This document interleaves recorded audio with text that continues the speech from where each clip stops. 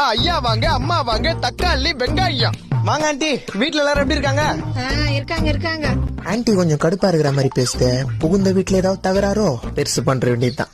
Aunty அடிக்கடி வெறுப்பேத்துற உங்க மாமியார் கை விளங்காம போணுமா? என்னங்க வெங்காயம்? இல்லன்னா வளவளன்னு பேசுற உங்க மாமனார் கை வலிச்சுன்னு போணுமா? என்னங்க வெண்டக்கா? அப்ப 5 கிலோ வெங்காயம் கொடுப்பா. இருங்க ஒரே முட்டை 5 கிலோ கேக்குறீங்க? அல்பாயுஸ்ல போயிட்டு போறாங்க மாமியாரு. அளவுக்கு மீறினால் அமுதமும் நஞ்சு. இந்த வாங்கிட்டு போங்க கொத்தாரக்கா பிஞ்சி.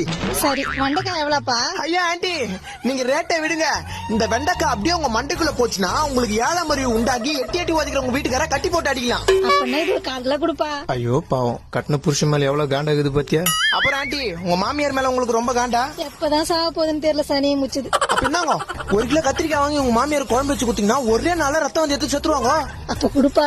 இருங்க ஆண்டி, நீங்க அந்த 2வது ஸ்ட்ரீட்ல ஃபர்ஸ்ட் வீடு தானே? ஆமாப்பா. ஐயோ நேத்து தான் ஆண்டி உங்க மாமியார் 2 கிலோ கத்திரிக்காய் வாங்கி போனாங்க.